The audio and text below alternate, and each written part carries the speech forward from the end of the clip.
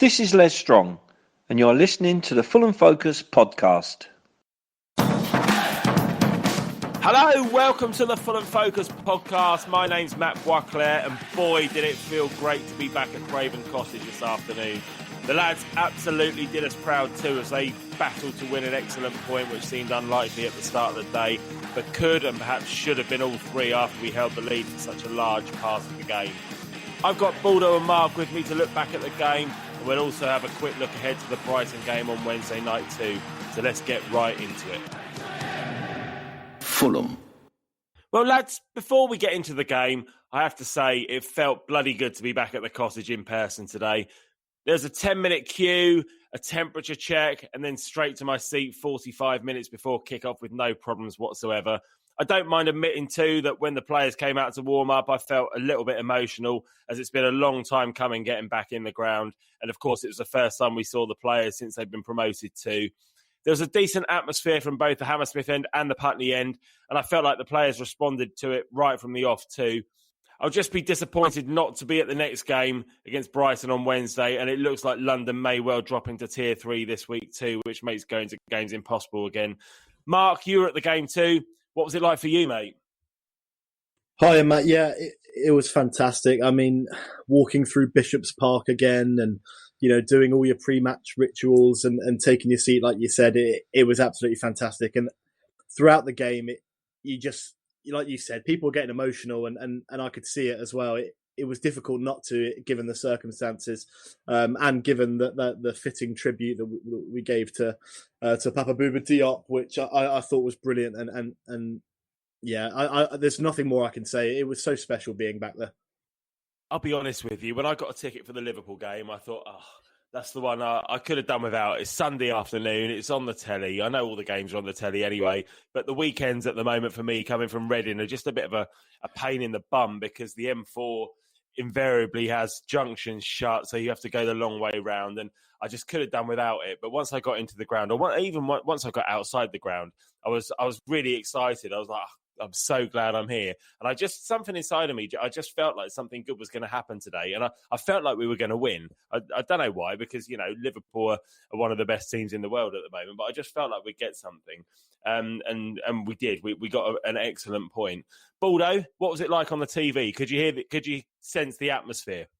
I could, absolutely. And I've been very, prominent on these podcasts and in other pieces saying that the fans, when they got back, it could be a bit of a problem because, as I've said, we are a frustrating team to watch at sometimes when we're passing the ball around the back, mainly last season and the championship side then. But obviously, a different atmosphere today, different occasion, and given the way the team started off, and the performance as a whole, we never really had that problem because the team played well and the fans responded well. So it all came together in perfect harmony, I thought. And Mark, just a weird question for you, but how did you find wearing a mask in the ground and trying to sing and shout and chant? Well, it's an interesting one, isn't it? I've been covering games through work and wearing a mask in the ground, but it's a different challenge when you're actually as a fan and trying to get out your best songs. I thought the funniest moment was the first of the I don't know if I can say the word, but the first time that happened and it was almost muffled. It was brilliant. It was strange, but if it's the new normal for a little while, then fine by me. It's just great to be back. Yeah, completely agree with you. Well, let's come on to the game then. And without meaning to sound like a broken record, we can't ignore the big talk in the game, with that being that there was no Mitro in the squad at all. I could understand him being saved for the next two matches had he been burned out lately, but he's hardly featured at all. Do we have a problem here, in your opinion, Baldo? Although the club did report it as an injury sustained in training, but, you just don't know what to believe at the moment, do you? You don't know, and I don't want to put myself as an official conspiracy theorist, but I'm not believing that, with the minor knock picked up in training.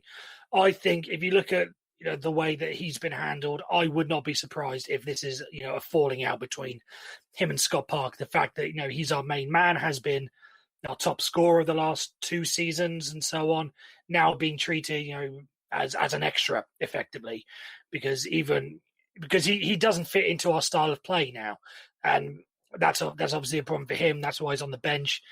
And if this is, I honestly wouldn't be shocked if it came out that he's submitted a transfer request. That's just me buying into conspiracy theory. I have no evidence or concrete thing to believe that, but personally, I'm not believing that it's an injury thing. And to be brutally honest, I'm not fussed at the moment because everything seems to be going well. The plan A is working so well that I know you say that we need a plan B, but if plan A is working so well, it's not a necessity at this point. There were times today. Well, obviously, this seems to be our new setup, but the next couple of games will really be where the proof's in the pudding as to whether this is how we set up for every match or whether it's just against the bigger sides. But there were times today when we proved that we can keep the ball when we have to. And all right, our possession was minimal against Liverpool, but there were times when we kind of broke forward. There weren't enough players in the penalty area, so we just kept the ball, passed it back, and just knocked it around for a bit. So we do have that in our locker as well. But I just wonder how that will look against Brighton on Wednesday. But coming back to Mitro, we'll see how minor that injury in inverted commas is, because I think we're probably going to need him against Brighton. I think that's the sort of game where he could potentially play. But Mitro aside, Fulham made a superb start to the game against Liverpool. Mario Lemina put a half chance wide. Even Cavallero brought 2 saves out of Alisson. We may have had just 29% possession, but had 4 shots on target to Liverpool's 1 at the break. As Matt Dom said in the team chat in the first half, we'll probably still lose this game, but we've actually got a team here. What do you make of how we started the game, Mark? Well, yeah, I thought we started brilliantly. There's been so much talk in recent weeks about how we've started matches conceding early, so it was nice to see us start on the front foot. I know that a lot of the fans understand that Fulham, the main aggravation is that we know that this team can play well. They can play on the front foot. We've seen it so many times before, so it's frustrating for us when we see them kind of cave it in early doors, and it puts us in positions. It doesn't give us the right platform to get a result. But today, what you saw is a positive start, paving a platform for a result, regardless that a lot of the fans aren't happy that it ended as a draw. A lot of people felt that we should have got the 3 points there. But like we said before, if you look at it on paper, that's a fantastic result to get. And it was built on that platform in the first 20 minutes. Yeah, absolutely. And, Frenchie mentioned there the attacking chances we had, Cavallero with the 2 shots. I think he could have done better with the first one, but I'm not going to get too bogged down with that. But I just want to say, defensively minded, I thought we were absolutely superb. What are Liverpool known for? It's particularly with that front 3, it's their counter-attacking play. And I thought we did an absolutely superb job in stopping it down. In stopping it. Mario Lemina in front of the back 4, and Anguissa to an extent as well, making sure there was nowhere for them to really run into. What was the stat? I don't know if it maintained through the first half, but they only had one. They didn't have a single touch in our box for a large part of the first half anyway. So the fact that we managed to keep them out at that end as well was fantastic. Ola Aina was sliding into challenges. Everyone defensively was doing a great job as well as going forward. Just goes to show that we can actually do it, and we have got the players to implement this style and just to show a bit of passion for the badge. And like I said at the beginning, I think having the supporters there just really brought that out of the players today. Being inside the stadium, we had our first taste of VAR when we won a corner, only for a thorough check to take place. It seemed to go on for ages. I had my phone in my hand, seeing what you guys were all saying at home, because you had the benefit of the replays, and a lot of you were saying definite penalty. He's gone through the player. Meanwhile, the Hammersmith end and the Putney end are doing a slow clap. Andre Mariner goes over to check the screen, and we're just waiting. We're just waiting for him to do the rectangle and point to the spot, and he just says no, corner. Baldo, I haven't had a chance to see it again. I've literally just got back from the game, so as we're recording this. What did you make of it? Was it a penalty? In my mind, it was a penalty.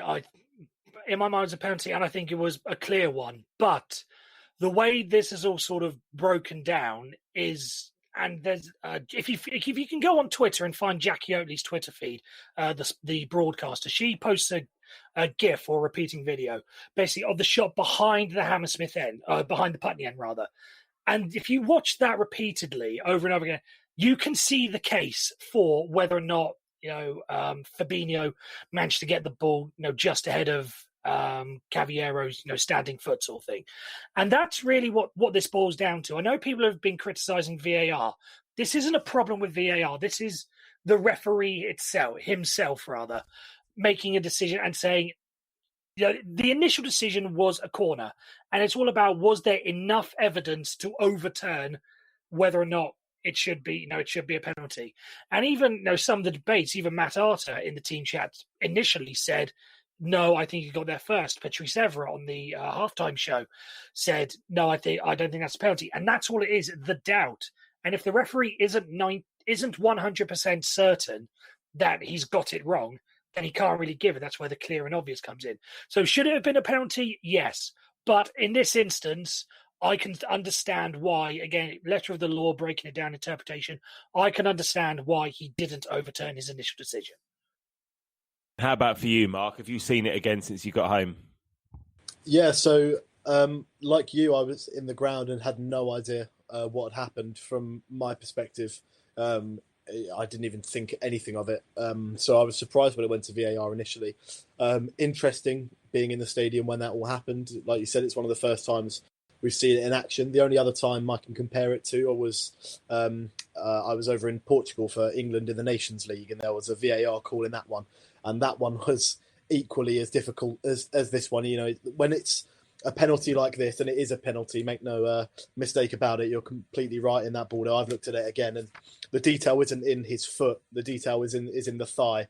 And as he steps in to make that challenge, it's not where his foot ends up. It's the way that he takes the standing leg away. And in doing that, he completely takes him out. So yeah, it was a stonewall penalty for me. But like Baldo said there, the detail is whether it is clear and obvious and whether there is a mistake. For me, that is completely cause enough for the referee to see that. And we saw which shot of the tackle he saw.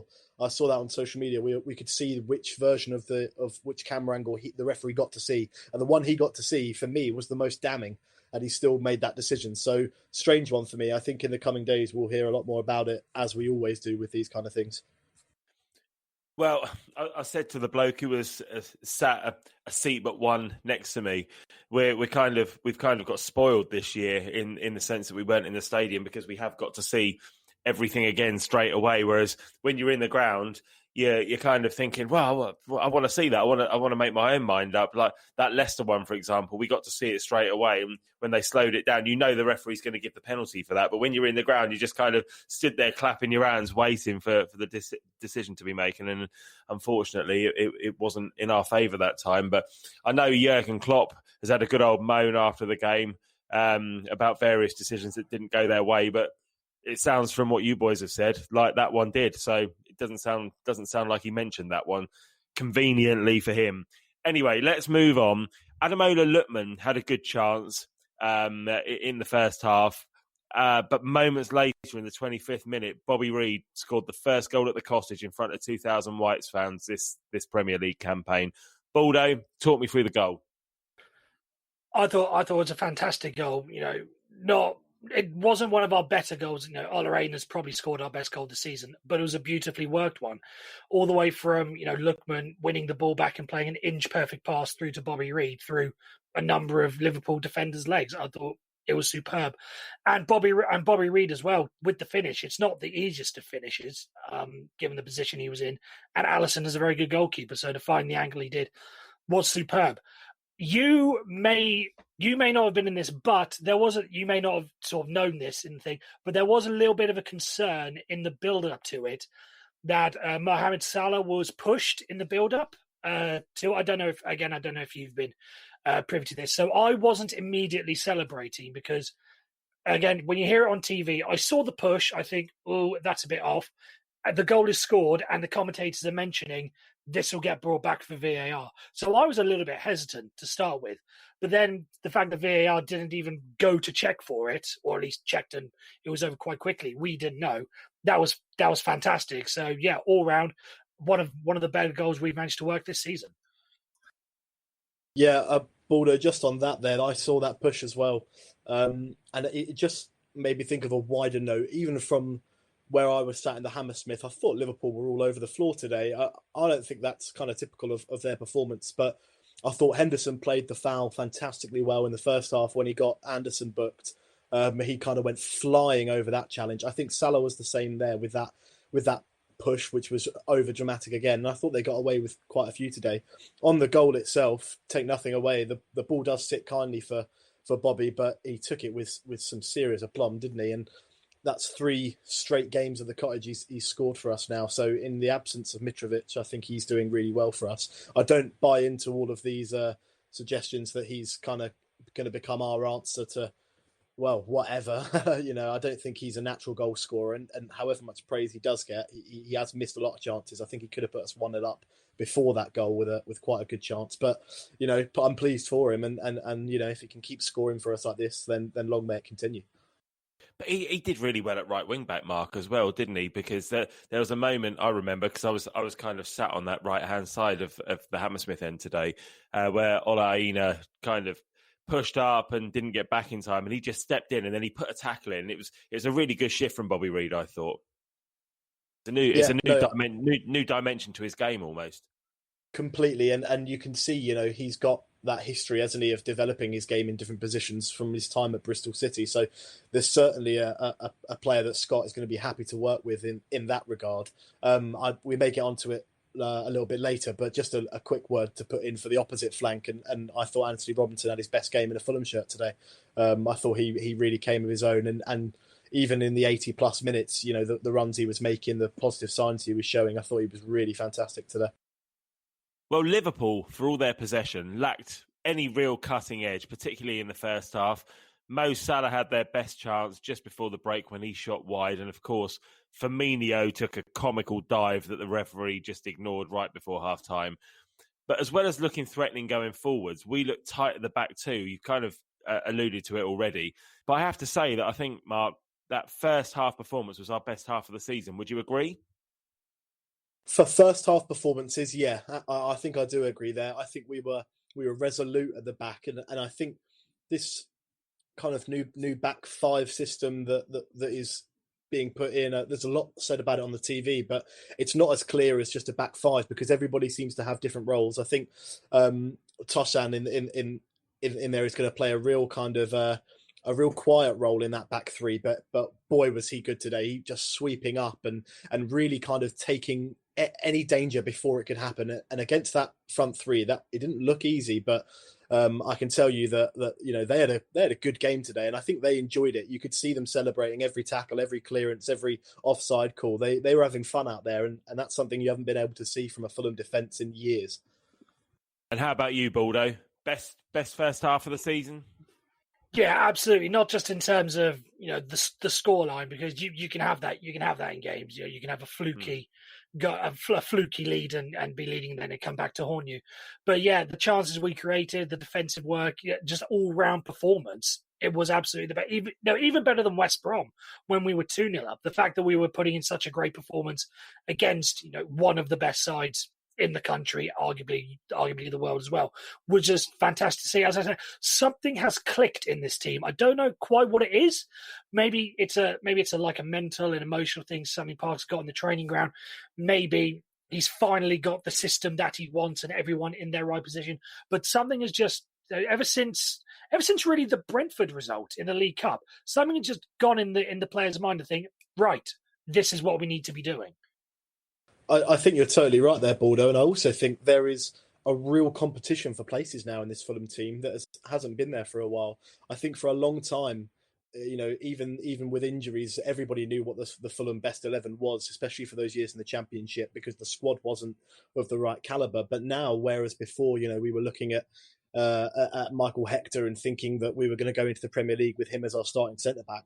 All of a sudden, he's not even second string anymore. He seems to be third string or surplus to requirement. So we have actually got a kind of core unit in this team now that are fighting for their place because they know that when it goes right, it goes really well, and that you want to be a part of that. I think there was an interesting point to make that 6 out of those starting 11 players were on loan, are on loan at the club.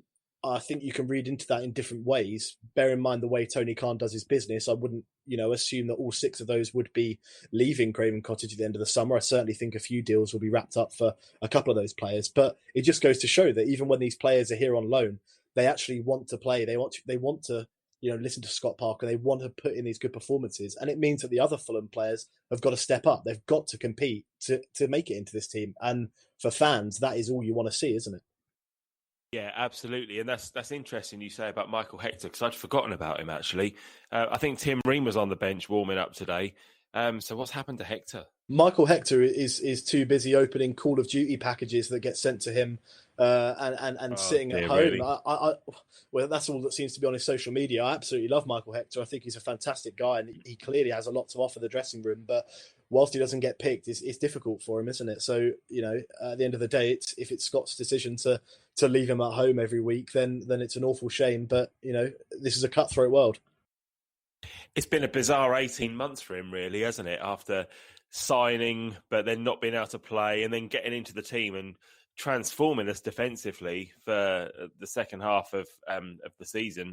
We had lockdown and all that, but then when he came back into the team after lockdown, he was outstanding. But then he just never got going in the Premier League, did he? And like you say, he's down the pecking order now. So who knows what's going to happen?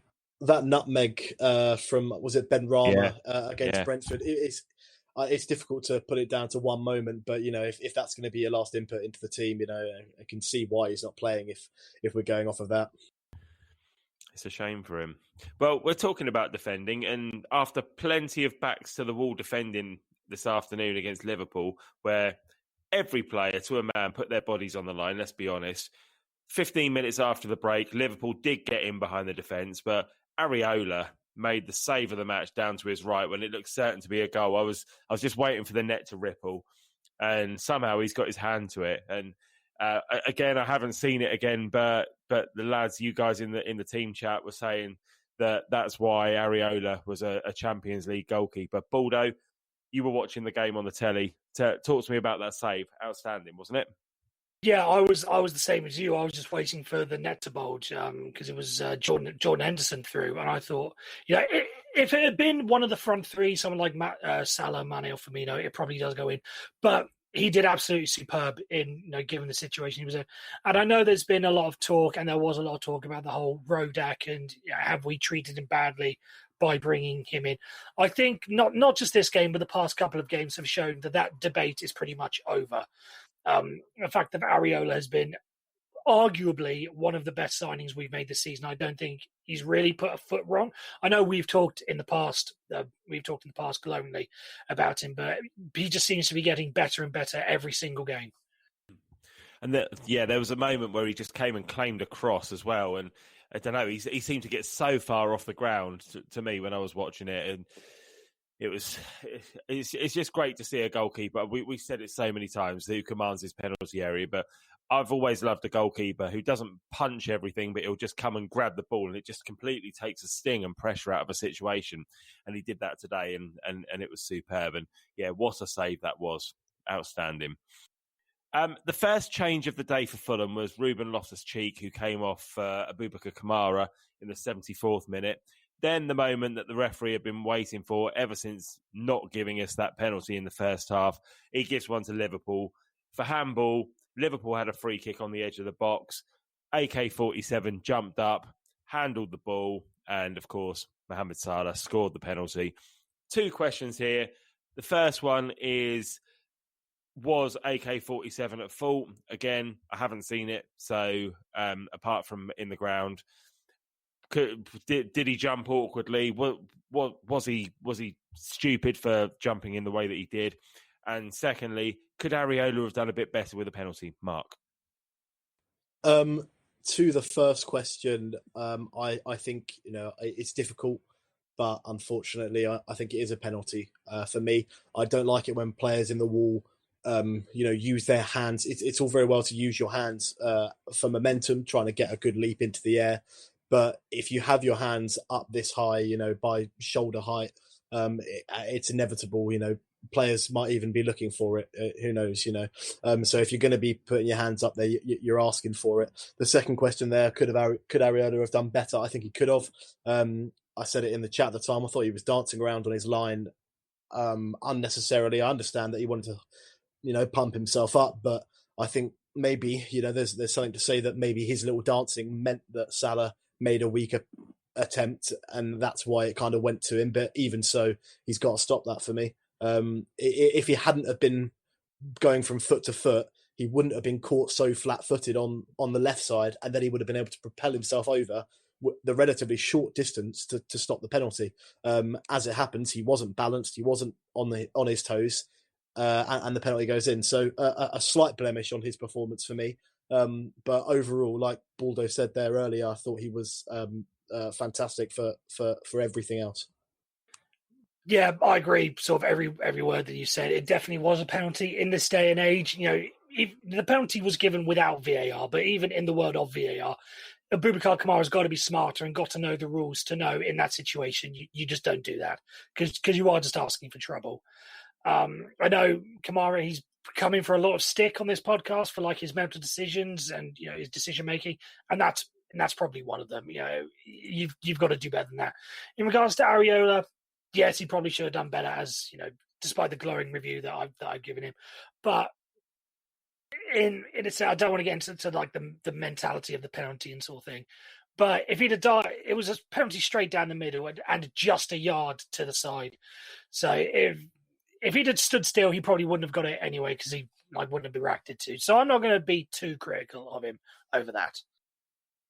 Okay, mate. Well, Harrison Reed came on for Mario Lemina right after the goal.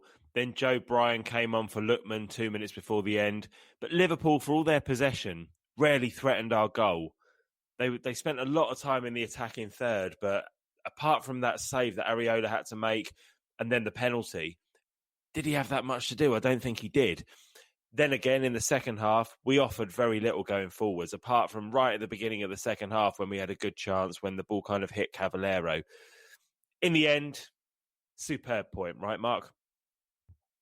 Yeah, absolutely a superb point. Like I said earlier, it's difficult because I'm sure we all wanted 3 from that position that we were in the game. But on reflection, I think we did ourselves proud there. I think it was a fitting tribute to Papa Bouba Diop, and I thought it couldn't have gone much better. Like I said, if we'd have got the 3 points, it'd have been the cherry on the icing. But it's so nice to be back at the Cottage and to get that result, which it's been a long time since we've done something like that at home against one of the top teams in this country, and a very long time trying to think back to it now.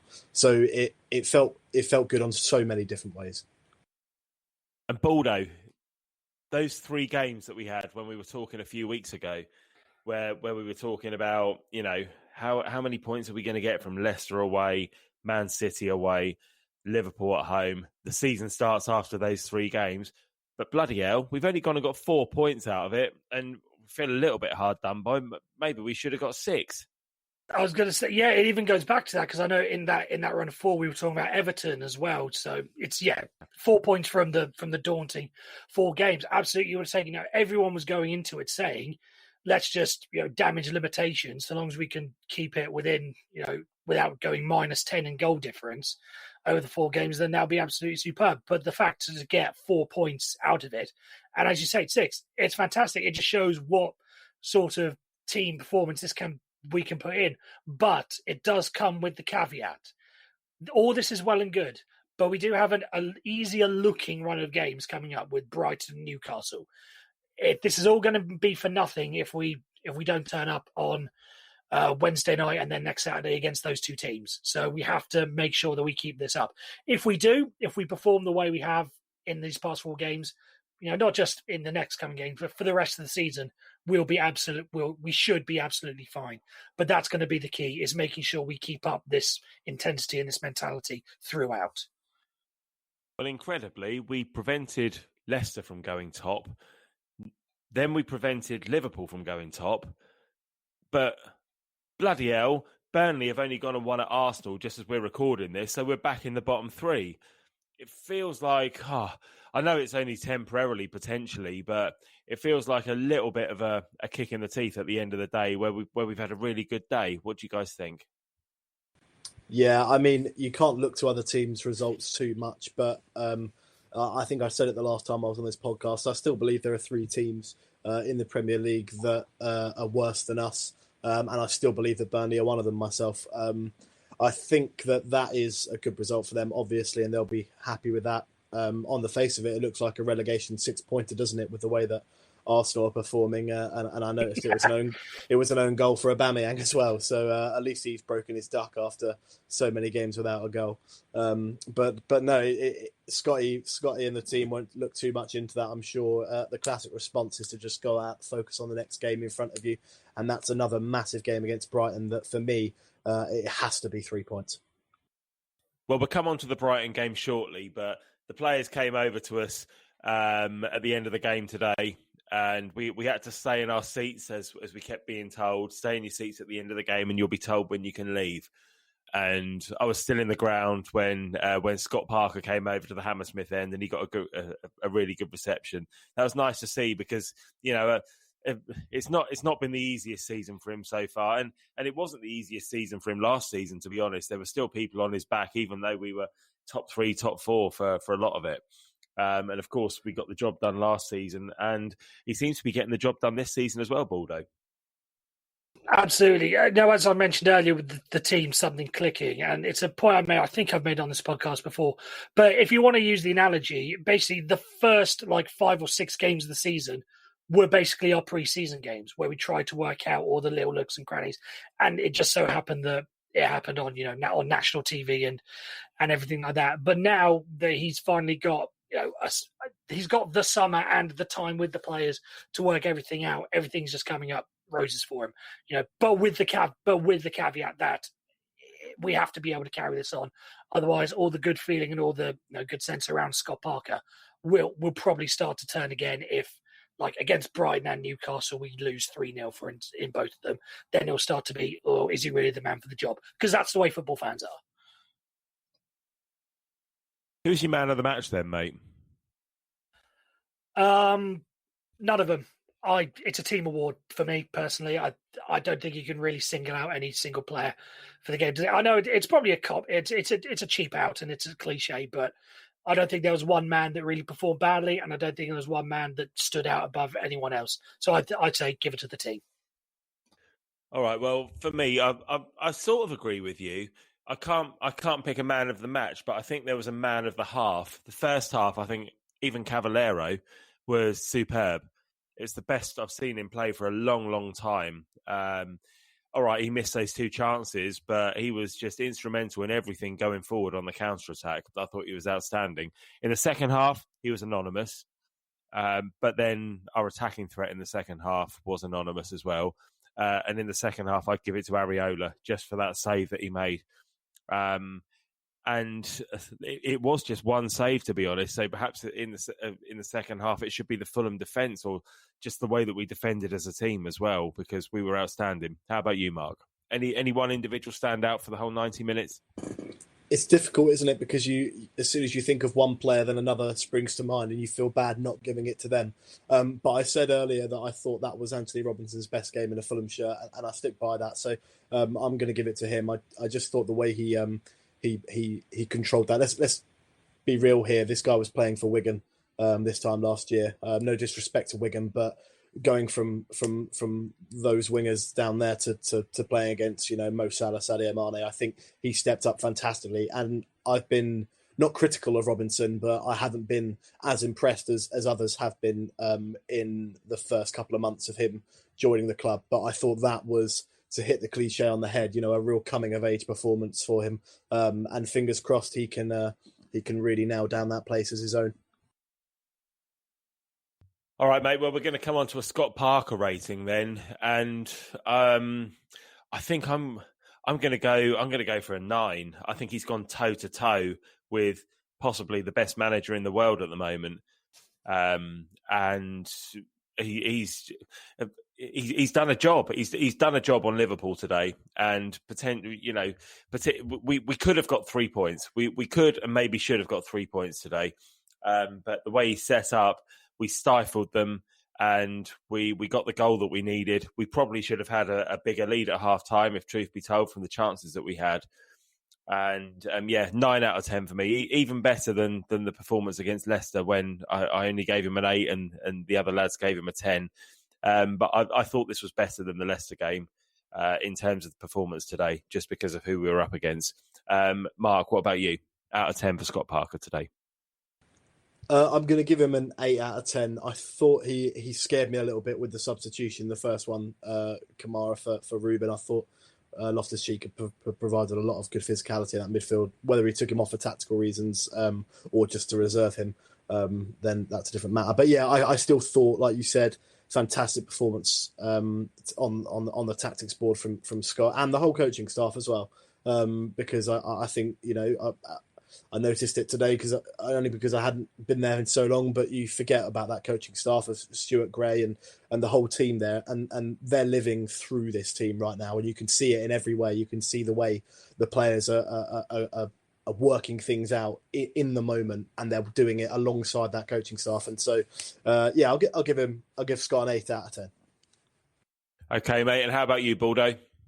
It's a 10 for me for every single reason that you gave, Frenchie. The fact that he's gone toe to toe with one of the best managers. And again, there's only so much that a manager or a head coach can do when setting things up.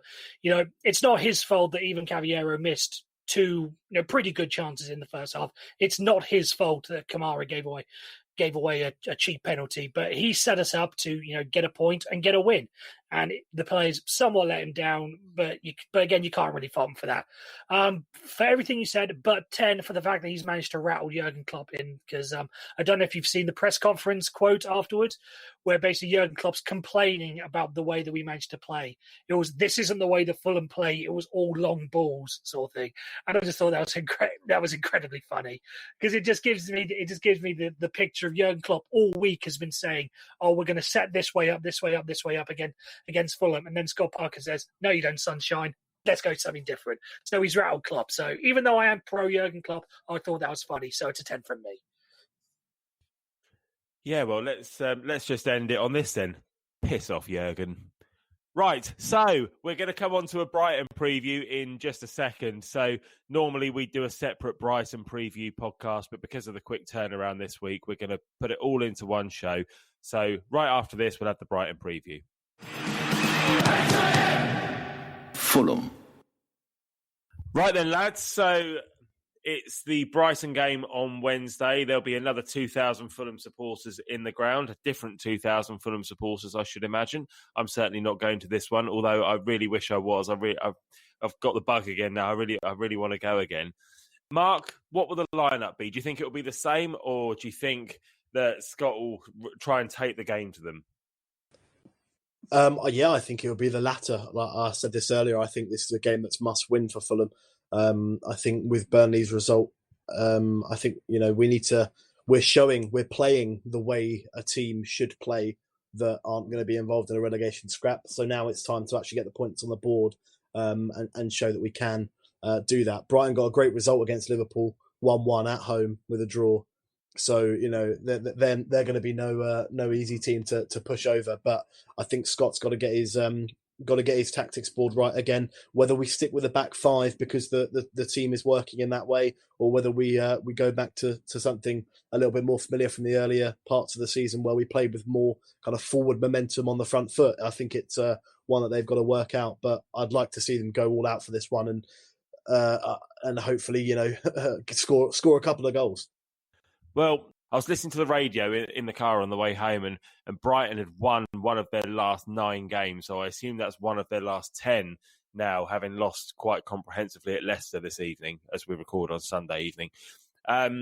So they've got to be beatable. Baldo, how about for you? I'd say stick with it. I was going to say you don't change the winning formula, but ironically, we've just drawn a game and lost the previous one. But it's the same sort of thing. And I think this is a team, and you saw with Liverpool, you saw against Liverpool earlier.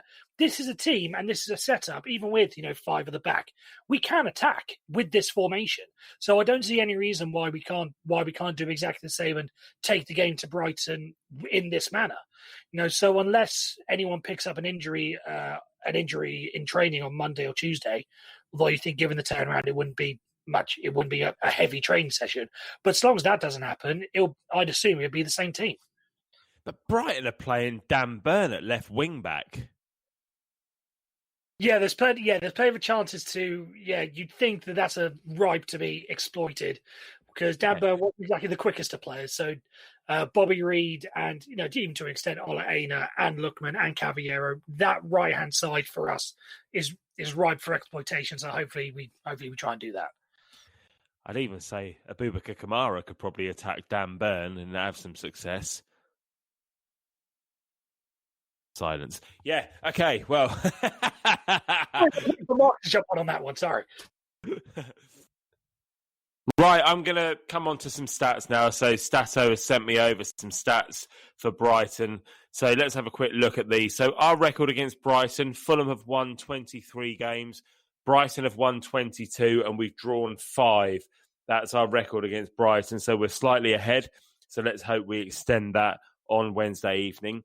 We've only played Brighton 8 times since the beginning of the century, and only 2 of those games came in the Premier League. That was 2 seasons ago where we had that 2-2 game when we were 2-0 up at the Amex.